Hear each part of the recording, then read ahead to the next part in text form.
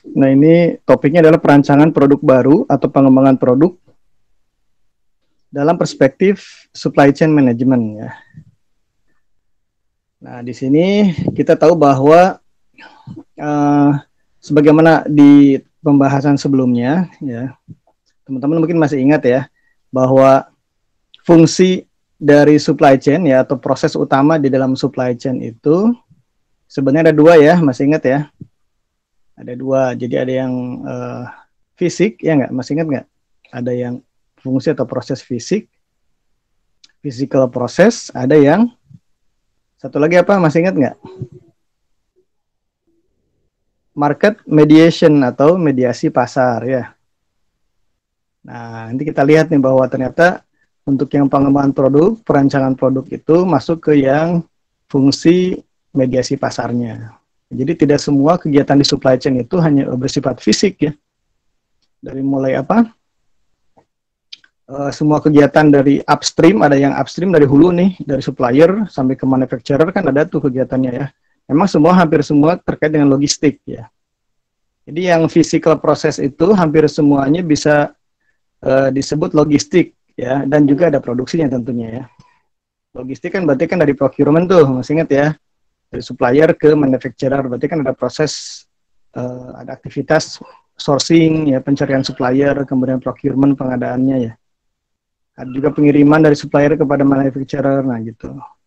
Kemudian, nah, physical proses lainnya apa di dalam manufacturer sendiri ada proses logistik di dalamnya ya, penyimpanan ya, storage, kemudian moving ya, ada movingnya, pemindahannya, ya kemudian ada deliverynya atau distributionnya ya, atau transportation lah bisa di dalam manufacturer sendiri.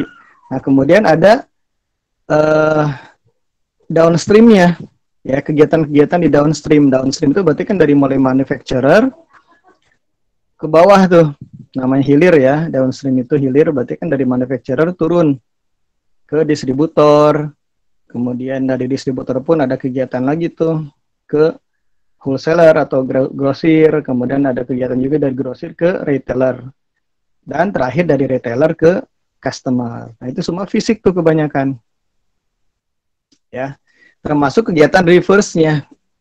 Reverse itu berarti kan dari ujung, dari kan tadi dari pangkal ke ujung. Nah ini sekarang sebaliknya dari ujung ke pangkal gitu ya, dari customer bisa kan, entah dia mengembalikan barang itu kan fisik kan, kegiatan fisik tuh, atau membuang produknya ya, itu nanti ada, makanya bisa reverse logistik ya. Mungkin teman-teman masih ingat di video saya singgung ya, itu ada kalau yang apa namanya dari upstream ke manufacturer disebutnya inbound ya, kemudian ada yang dari manufacturer terus ke bawah itu outbound logistik gitu. Nanti ada satu lagi reverse logistik yang bisa dari retailer ke wholesaler, wholesaler ke distributor, distributor ke manufacturer, manufacturer ke supplier gitu ya. Tapi semuanya fisik nih, physical. Ada apa namanya wujudnya terlihat gitu. Tapi ada juga yang non fisik yang disebut dengan mediasi pasar. Jadi fungsi kedua dari supply chain ya, atau proses kedua dari supply chain itu adalah mediasi pasar, market mediation. Nah, ini non fisik nih sifatnya. Ya. Dari mulai apa tuh? Dari mulai market research misalnya, penelitian pasar ya. Nah, kemudian apalagi ya, termasuk after sale service, yaitu bagian dari kegiatan supply chain juga teman-teman ya. Nah, kemudian apa? Termasuk adalah pengembangan produk nih yang akan kita bahas hari ini. Ya, nah terus apa Pak perbedaannya perancangan produk atau pengembangan produk dalam perspektif supply chain dengan yang konvensional, yang biasa ya? Ya kan kita sudah, teman-teman kan sudah ngambil, sudah belajar tuh pengembangan produk ya, ada mata kuliah pengembangan produk. Nah, ya, tapi teman-teman kalau lihat di mata kuliah itu, teman-teman belajar tentang pengembangan produk, tapi dari perspektif si manufacturer saja, ya nggak? Ya nggak teman-teman? Iya, Pak. bukan dari perspektif supply chain. Berbeda nggak? Kalau konteksnya hanya manufacturer saja dengan konteksnya supply chain, berbeda nggak kira-kira? Beda, Pak. Gimana bedanya? Kalau manufaktur lebih ke mesin dia, Pak. Perakitan gitu. Nggak, maksud saya manufacturer di sini adalah perusahaan tunggal tuh, perusahaan tunggal yang kalau dalam supply chain ya, rantai pasok itu dia kan salah satu aktor saja, salah satu member anggota dari supply chain. Ya, dia yang melakukan pengembangan produk. Tapi kalau perspektif supply chain, kira-kira bagaimana bayangannya teman-teman? Misalnya nih, perusahaan otomotif ya, produksi mobil nih, contohnya Toyota. Toyota itu dia perusahaan manufacturer ya, dia produsen mobil, punya pabrik gitu. Nah, dia kalau di dalam network supply chain dia berada di posisi manufacturer ya nggak? Manufacturer. Nah, ketika dia sebagai manufacturer melakukan pengembangan produk, dalam perspektif sebagai manufacturer saja nih, ya akan berbeda nggak kalau misalnya pengembangan produknya itu dalam konteks supply chain-nya dia gitu. Di mana ada suppliernya dia, ada distributor dia, ada wholesalernya dia, ada retailernya dia gitu, atau bahkan customernya dia juga. Akan berbeda nggak kira-kira proses pengembangan produknya? Belum ada bayangan sih, Pak.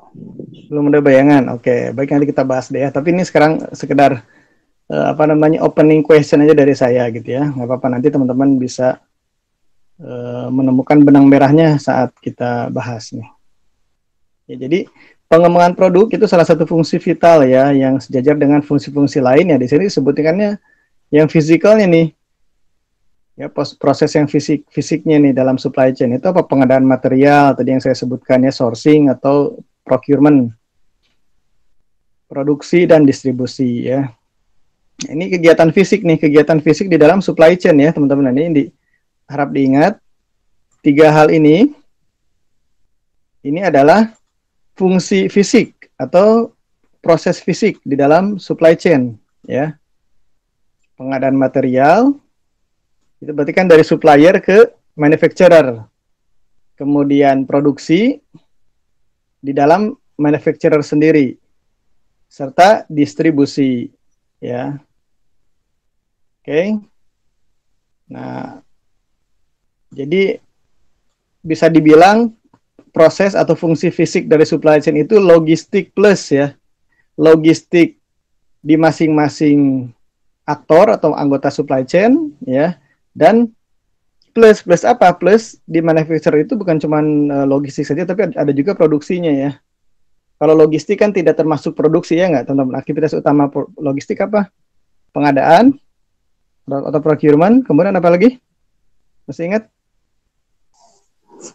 Dan pengiriman, Pak. Penyimpanan dan pengiriman ya. Jadi 3, pengadaan, penyimpanan dan pengiriman. Produksinya nggak ada ya. Nah, makanya saya bilang logistik plus. Plusnya apa? Plus produksi ya. Di setiap anggota supply chain. Tetapi yang ada produksi biasanya paling supplier dan manufacturer. Kalau di distributor biasanya nggak ada produksi ya. Dia paling penyimpanan, logistik saja nih. Kalau di distribusi di dalamnya ada distributor, wholesaler ya, dan retailer. Itu mereka kebanyakan logistik saja aktivitasnya. Kalau di sini logistik plus produksi, di sini logistik plus produksi gitu.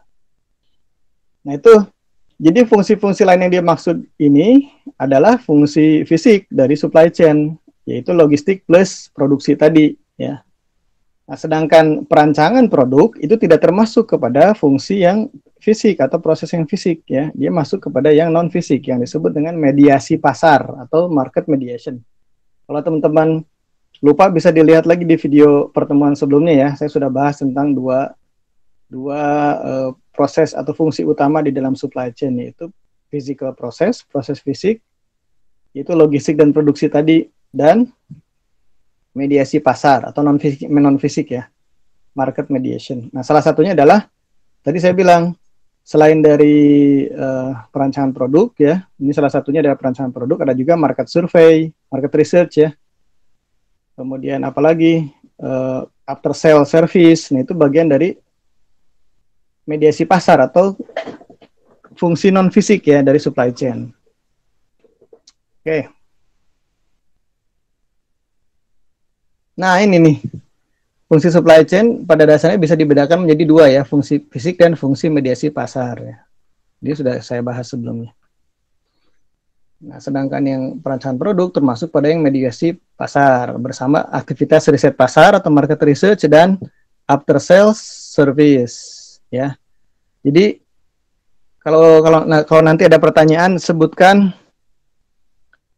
fungsi sebutkan kategori fungsi supply chain atau proses supply chain. Anda sebutkan dua ya. Dua ini, fungsi fisik dan fungsi mediasi pasar. Kalau diminta rinci fungsi fisiknya apa saja? Nah ini, pengadaan material, produksi, dan distribusi. Fungsi mediasi pasarnya apa? Perancangan produk, aktivitas riset pasar, dan pelayanan purna jual, after sales service. Jadi masing-masing tiga ya. Tiga yang fisik, tiga yang non fisik atau mediasi pasar gitu. Ya. Begitu ya teman-teman ya. Iya, Pak.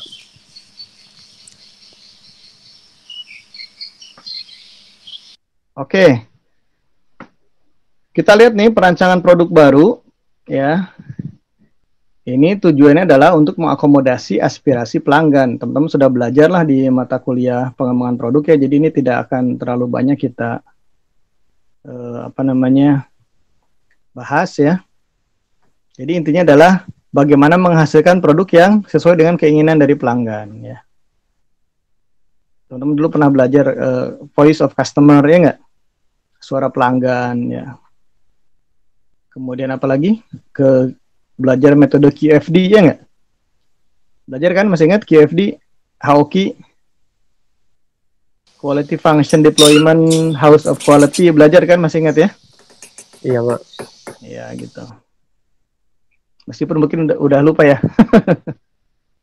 Harus buka-buka buku lagi.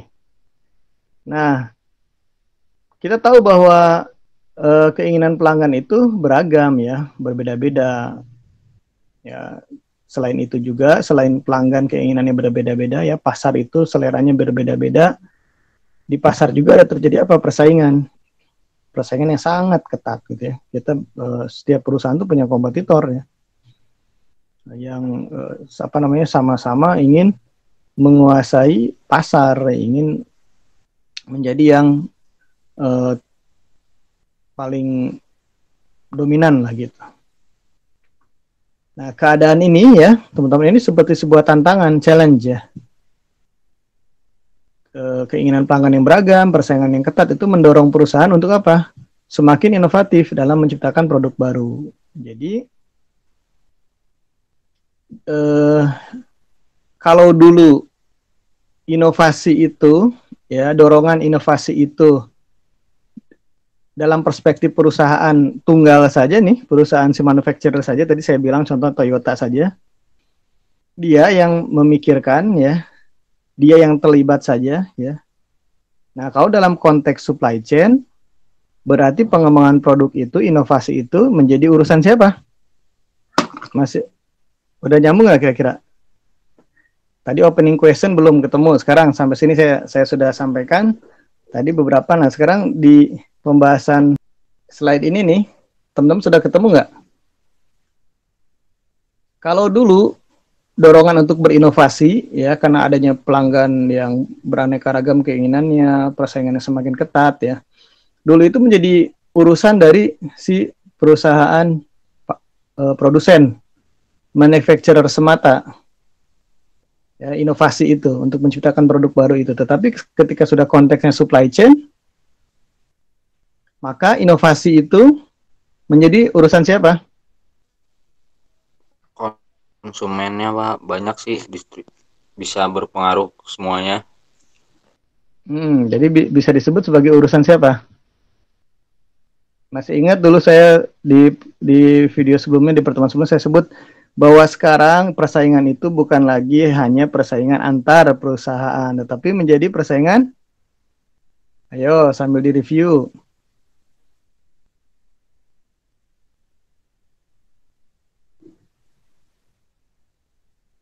Sekarang persaingan bukan hanya antar perusahaan, tetapi persaingan antar pasar, Pak. Antar pasar mungkin, Pak. Waduh, kok udah pada lupa begini ya. Ini kita sedang membahas apa, teman-teman? Mata kuliah kita apa? Logistik. Saja. Sama ini supply chain-nya, Pak. Iya. Ini kita yang sedang kita bahas tuh perancangan produk dalam konteks, dalam perspektif supply chain management kan topiknya kan? Iya, Pak. Nah, iya, jadi pengembangan produk kalau yang tadinya itu, yang konvensional itu menjadi urusannya si perusahaan produsen saja, pabrik saja, salah satu member dari supply chain.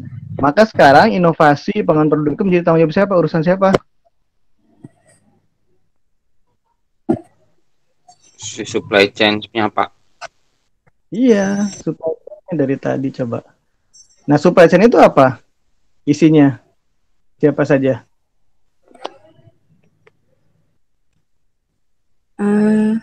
Konsumen, supplier, distributor. Yang berurut dong, yang urut dong. Harus tahu upstream sampai ke downstreamnya. Urutannya apa? Supply chain?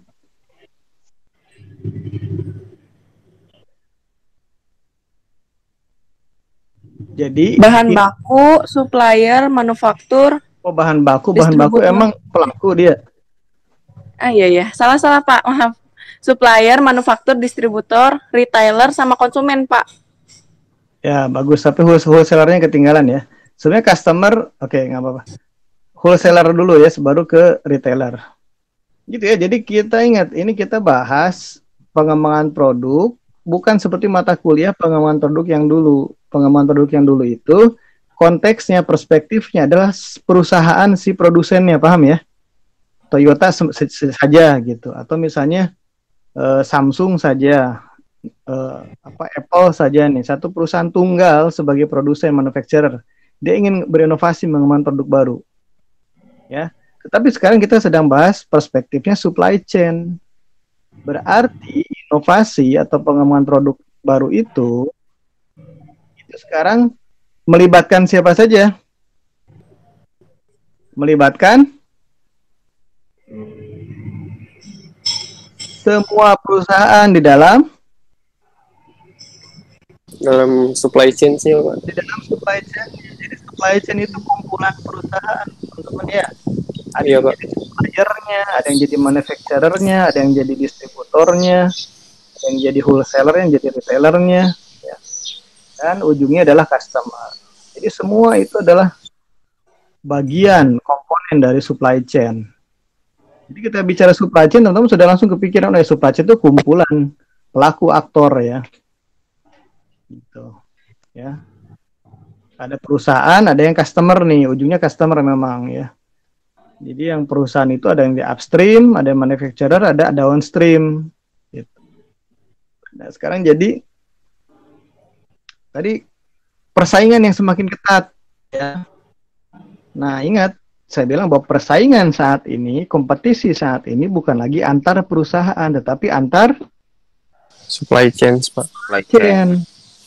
Makanya berinovasi itu memenangkan persaingan. Berarti berinovasi pun jangan hanya tanggung jawab atau urusan si manufacturer saja, tetapi menjadi urusan bersama dari seluruh anggota supply chain.